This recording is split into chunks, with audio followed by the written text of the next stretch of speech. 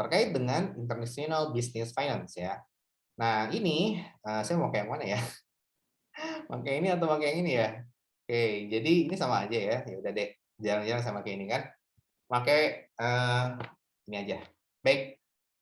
Nah, pada dasarnya ini adalah chapter terakhir. Dari sini kita puncak dari si manajemen keuangan. Kenapa? Karena semua chapter yang ada di manajemen keuangan nanti kalau kita mau ekspansi lintas negara, maka harus paham ilmu forex, gitu ya. Maka harus paham ilmu forex. Kalau tidak, ya susah nanti. Nah, jadi ini foreign exchange markets and currency exchange rates ya. Jadi ini adalah tentang forex ya. Nah, forex ya, foreign exchange ya. Kalian masih pengenal nih ya, sering diajarkan investasi di forex yuk, gitu. Investasi di forex yuk. Nah, kalian harus paham dulu hakikat bagaimana si transaksi forex itu bekerja, ya. Dan ini kita akan sedikit kupas mengenai hakikatnya ya. Dan ini adalah world largest financial market yang paling gede, coy. Gitu ya, 4 triliun dolar. Nah, ini di US aja udah yang paling gede, bukan saham yang paling gede, tapi forex ya. Nah, jadi apalagi di dunia ya. Nah, di seluruh dunia pasti di US aja gede ya. Ya di negara-negara lain juga pasti sama kondisinya ya.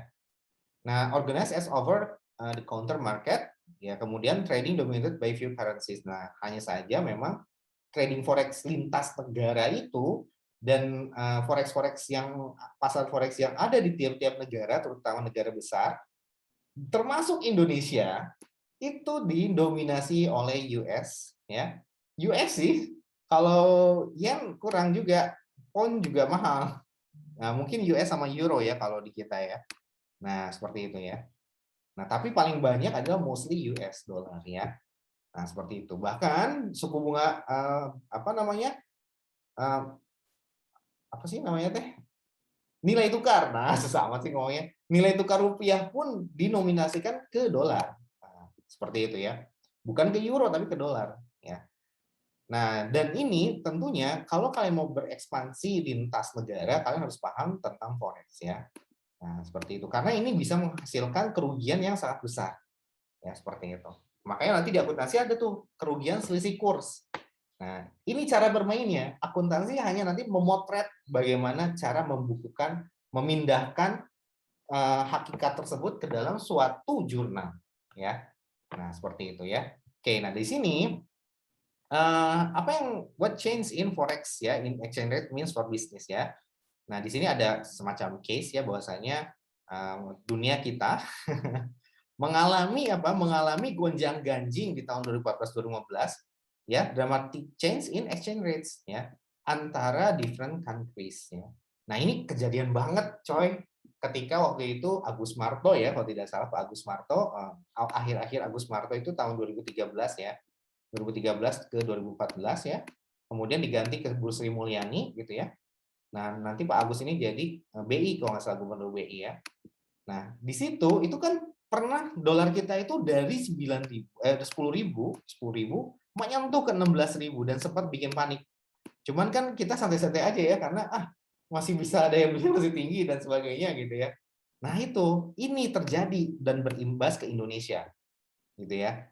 Nah, dan di sini ceritanya akhir Mei sampai dengan pertengahan Maret ternyata nilai tukar euro itu jatuh banget ya 25% ya dibanding dan dan Rusian ruble juga jatuh banget sampai 50% ya. Terhadap apa? Terhadap dolar ya, terhadap USD. Ya, jadi nilai tukar euro terhadap USD jatuh. Nilai tukar Rusian ruble terhadap USD juga jatuh ya. Seperti itu ya. Jatuh lebih dari 50%. Jadi seperti itu ya. Jadi 1 USD sama dengan berapa gitu ya? Sama dengan berapa rubel gitu ya. Nah, seperti itu ya. Kalau jatuh berarti semakin mahal maksudnya ya. Berarti semakin mahal ya. Berarti 1 USD misalkan 100 gitu ya. Kalau dia nilai 1 USD menjadi 90 berarti kan menguat gitu ya. Tapi kalau 1 USD menjadi 200, nah berarti makin mahal ya. Si USD ini makin mahal ya. Nah, inilah yang dikatakan nilai rubel turun dibandingkan dengan nilai tukar dolar ya. Turun dari 100 ke 1.200 gitu ya. sehingga semakin mahal. Nah, sehingga kalau ketika kita ingin mengonversikan rubel ke USD, maka dia akan semakin dikit memperoleh USD. Seperti itu ya. Nah, oke. Karena ya pembaginya aja gitu ya. Tinggal dibagi aja 1/100. Nah, dibandingkan dengan 1/200 ya, lebih kecil tentunya 1/200 ya. Sehingga nanti maknanya turun adalah ketika harganya lebih mahal. Sehingga nanti orang yang mau menukar rubel ke dolar akan mendapatkan dolar yang lebih rendah. Nah, that's why disebut nilai rubel jatuh ya. Nah, itu jatuhnya tuh sangat gila-gilaan sehingga Indonesia juga jatuh juga, men. 1 USD jadi berapa tuh? Pernah ke angka 16.000 kalau nggak salah ya. Nah, sekarang turun sih. Berapa sekarang? Aduh, saya belum cek lagi. 13-an ya, 13 sampai 14 ya kalau nggak salah ya. Nah, jadi seperti itu ya. Nah, jadi tertekan mata uang rupiah mengalami tekanan yang sangat kencang ya, karena adanya apa? Karena adanya perbaikan ekonomi dari US. Ini yang pertama. Nah, kemudian yang kedua, quantitative easing ya. Artinya apa? Ya si Bank Eropa juga central banknya bodo amat. Sok mangga, silakan naik, silakan turun. Nah, nggak dia banjiri dengan euro gitu ya. Agar apa? Agar naik gitu ya. Seperti itu. Sengaja dilepas aja, lepas. Nah, akhirnya ya semakin turun nilainya, cuma nanti jadi bounce back juga ya. Terjadi bounce back juga pada akhirnya ya. Nah, selama setahun terkoreksi tajam ya kayak saham aja. Selama setahun ini kan kita turunnya jatuh, nah nanti akan ada waktunya kalau sama-sama bagus ya, mencapai posisi yang sebelum dia turun ya, seperti itu. Nah, ini cuma cerita doang ya. Kemudian apa yang dimaksud dengan exchange rate? Nah, exchange rate itu adalah ya tadi ya nilai tukar ya. Nilai tukar dolar terhadap mata uang lain. Nah, biasanya gitu ya. Nah, biasanya kita nilai tukar 1 USD terhadap apa? Mata uang lain, terhadap rupiah gitu ya. Nah, gitu. Nah, ini yang dinamakan nilai tukar ya. Nah, dan di sini ada yang namanya direct quote dan ada yang namanya indirect quote ya. Nah, nilai tukar indirect sama nilai tukar direct gitu ya. Nah, kalau direct quote karena ini Tiltman menggunakan mata uang dolar, ya kalau kita menggunakan rupiah ya, maka yang dinamakan direct quote itu adalah berapa jumlah dolar atau berapa jumlah rupiah yang dibutuhkan, ya, berapa jumlah mata uang lain, mata uang lain yang dibutuhkan, bukan rupiah ya, maaf ya, yang dibutuhkan untuk membeli $1. Kalau di kita berarti membeli Rp1 gitu ya. Untuk membeli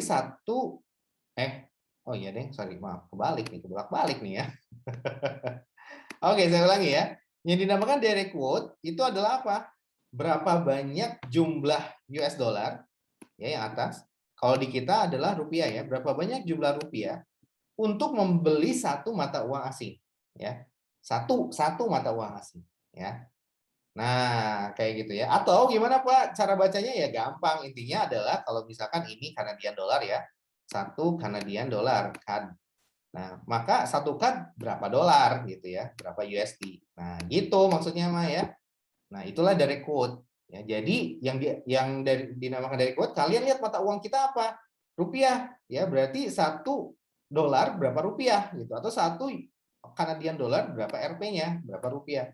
Nah, inilah yang dimaksud dengan direct quote. Jadi, yang angka 1 itu selalu mata uang asing, bukan mata uang negara kita. Karena kita kan Indonesia, mata uangnya rupiah. Maka kalau direct quote berarti 1 mata uang asing berapa rupiah gitu ya.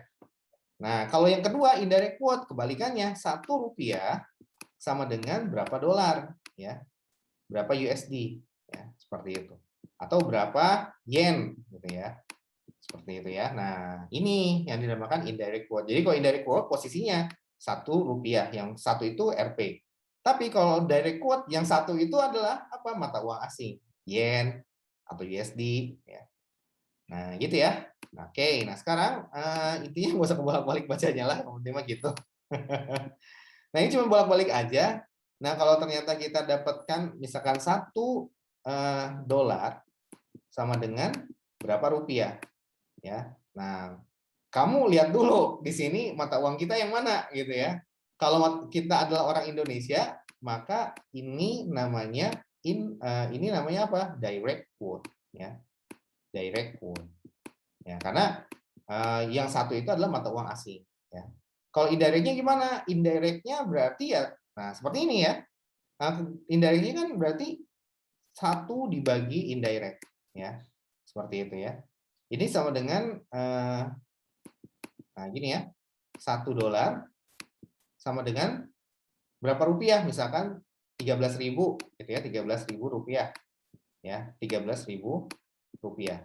Nah, ini namanya direct quote. Nah, kita untuk mencari tahu berapa yang indirectnya, maka kita ingin mencari tahu $1 berapa dolar, ya cuma tinggal bolak-balik kan ya. Ini pindahin ke bawah kan dibagi gitu ya.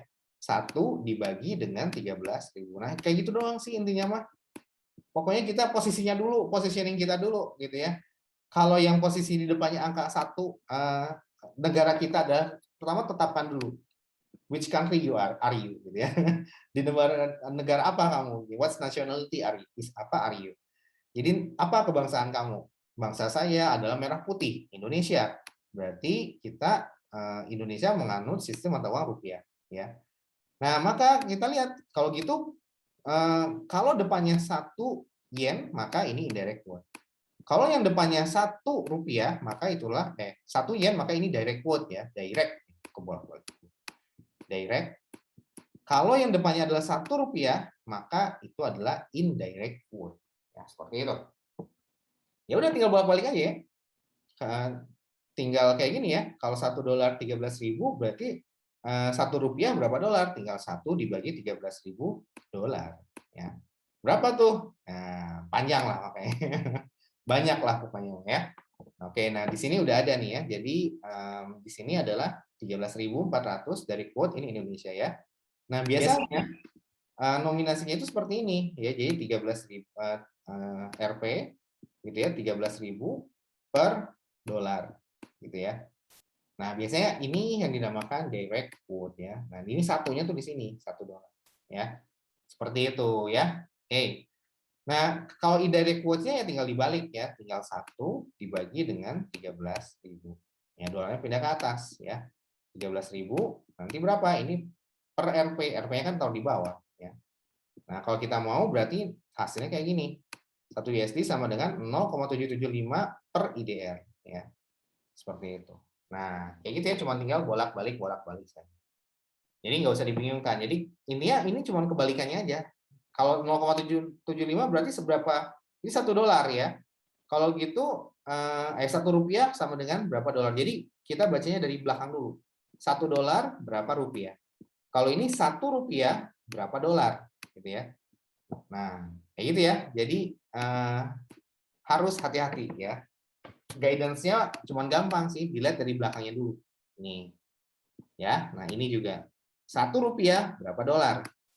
Ini juga sama, $1 berapa rupiah. Nah, gitu ya. Cuma tinggal dibagi. Oke?